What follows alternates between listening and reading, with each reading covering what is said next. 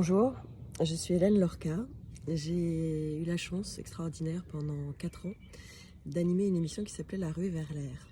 Et depuis quelques temps, comme je suis confinée, eh bien je trie et je retrouve des traces de ces moments très heureux avec une équipe qui était incroyable et des gens surtout rencontrés partout en France qui déjà à l'époque, puisque c'était de 2002 à 2006, portaient un autre regard sur la vie, sur le sens des choses, commençaient à se décaler, à se mettre en retrait à leur façon pour recréer la vie là où elle était parfois perdue, là où ils avaient envie d'honorer, honorer des villages, honorer la nature. C'est quelque chose que j'ai vraiment profondément aimé porter, cette ruée vers l'air. Aujourd'hui, on est confiné. Là, j'ai de la chance, je suis dans mon jardin, les forsythias sont en fleurs. Et cet air qui nous est si précieux, il est en ce moment en train d'être nettoyé, d'être purifié, car énormément de choses s'arrêtent. Pas tous les avions quand même, je suis pas très loin de Roissy et j'en entends. Mais on essaye, avec ce confinement finalement, de revenir aux sources profondes de ce dont on a besoin, de l'air. L'air pour respirer, l'air pour être nous, l'air pour comprendre qu'est-ce que c'est que cette chose qui nous anime. Cet air, cette énergie, cette conscience. Voilà. Alors la dernière a été diffusée le 16 décembre 2006. Après, j'ai repris mon petit chemin de comédienne, d'auteur, de metteur en scène. Et un jour, j'ai réalisé que j'avais envie de créer une nouvelle compagnie qui s'appelle la Compagnie de la Fortune. Pourquoi je l'ai appelée comme ça? Parce qu'aller à sa bonne fortune, ou aller à la fortune, c'est aussi ce que le destin nous réserve. Mais comme si chacun de nous, en lien avec nos anges gardiens, avec le divin qui nous anime, on était capable de retrouver le sens de notre incarnation. C'est quelque chose qui me tient à cœur là aussi depuis des années. J'ai trimballé cette notion, cette idée, cette ferveur à travers mes pièces, à travers ce que j'ai écrit depuis maintenant 13 ans, et aussi à travers un travail très personnel sur la conscience, aidé par des gens magnifiques. Ça a été des rencontres avec le cœur thérapeute, ça a été des rencontres avec des gens qui m'ont aidé en analyse, en thérapie, en travail sur la conscience, en travail sur l'énergie, le Reiki, le Tai Chi, voilà, enfin des tas de choses qui m'ont aidé à comprendre pourquoi peut-être la ruée vers l'air qui m'était si précieuse s'était arrêtée, à comprendre qui j'étais, parce que je crois que c'est le maître mot pour chacun d'entre nous. Qui sommes-nous? Quel est le sens de tout ça? Et beaucoup de gens en ce moment, puisque nous sommes à l'arrêt, réfléchissent à ça. Et j'avais envie peut-être d'apporter ma petite pierre à ce nouveau chemin que nous sommes tous en train de créer. Déjà parce que tous ces gens qui avaient l'habitude de regarder la ruée vers l'air et d'être touchés par le sens de la vie, la joie, tout ce que nous portions, me manque, vous me manquez. Voilà, je ne sais pas si certains parmi vous verront cette vidéo.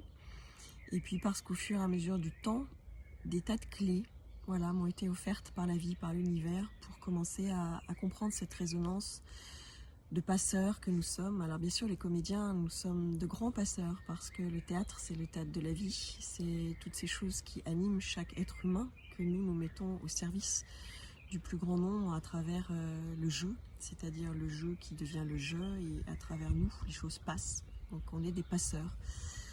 Et au fur et à mesure du temps, la vie m'a amené à être une passeuse, mais dans beaucoup de sens de ce terme. Une passeuse d'âme aussi. Alors comment est-ce que tout ça s'est déclenché? Eh bien, plus jeune, j'avais très peur de la mort, la notion de la mort, la notion du corps qui se désagrège, qui est en décomposition, pardon. J'avais très peur de tout ça, et puis une amie très chère m'a fait lire un livre de Pierre Moody, La vie après la mort. Et c'est la première fois, je crois, que j'ai commencé à dompter cette peur. Et puis j'ai travaillé donc au cœur thérapeute avec des gens extraordinaires qui nous mettent les uns en résonance avec les autres, hein, tout ça avec une guidance extraordinaire pour arriver à comprendre tout ce qui, à l'intérieur de nous, a besoin d'être entendu. Et donc notre être intérieur, notre grande conscience, nous aide à nous reconnecter à travers des images, des ressentis, des souvenirs, notre enfant intérieur, à comprendre tout ce qui nous a composé jusque-là et tout ce qui a besoin d'être décomposé pour retrouver l'essentiel. Alors moi, à travers ce travail, à travers cet accompagnement, petit à petit, j'ai retrouvé des capacités qui sont personnelles, mais qui sont partagées par beaucoup de monde dans ce monde. c'est cette capacité à percevoir les âmes de l'autre côté du voile, c'est-à-dire le sens de la vie après la vie. Et donc un jour, j'ai affronté cette peur de la mort en descendant profondément dans une image qui m'était donnée. C'était mon propre cœur qui était mangé par la vermine. C'était une image très forte. Et j'ai osé fermer les yeux et me connecter à mon être intérieur et aller voir ce cœur qui était mangé par la vermine. Et au-delà de la peur, quand je l'ai juste accompagné, quand je l'ai juste accueilli, j'ai découvert en fait quelque chose d'extraordinaire, que j'étais finalement en train de nourrir la terre, que toutes mes cellules devenaient la terre, devenaient un arbre magnifique qu'on me montrait. Et j'étais à la fois les racines, j'étais à la fois les branches. J'étais la vie au sens le plus fusionnel. Et puis je percevais tous les gens qui étaient avec moi dans ce groupe comme des petites lumières, comme des petites flammes. Et je nous voyais en haut et je nous voyais en bas. Alors quand je dis en haut, c'était comme dans un autre espace-temps, c'était comme on était dans le noir absolu, mais un noir qui ne faisait absolument pas peur, un noir qui était la matrice, la matière même. Et dans cette matière, nous étions cette petite flamme de vie qui étions en lien les unes avec les autres et avec cette force divine de l'univers, cette force si bienveillante et si aimante. Et après, je redescendais et je nous percevais tous comme des petits enfants. C'est là que cette capacité de percevoir les enfants intérieurs a commencé, je crois, pour moi. Et je nous voyais tous en train de danser autour de le tronc de l'arbre et nous étions tellement heureux et on remontait là-haut et on redescendait. Et j'étais à la fois l'arbre et l'oiseau qui chantait et les racines, l'humus, et c'était magnifique. Alors est-ce que c'est ça qu'on appelle l'éveil? Peut-être, je ne sais pas. Certaines personnes qui m'accompagnaient m'ont dit que j'étais passée de l'autre côté du miroir, un peu comme une Alice au pays des merveilles qui découvre la force et l'intensité des choses au-delà des apparences. Et puis petit à petit, j'ai continué à avancer. J'ai travaillé sur l'enfant intérieur, j'ai aidé des gens à mon tour à être en lien, à les reconnecter à leur être intérieur. Et au fur et à mesure, à travers de nombreux soins, de plus en plus d'âmes qui étaient de l'autre côté du voile venaient nous accompagner dans ces soins. Et une chose formidable était là, c'est que ces âmes avaient toutes besoin d'amour, besoin d'être accueillies, besoin de compréhension. Certaines étaient là, étaient figées dans un no man's land, on va dire un non-temps depuis des années.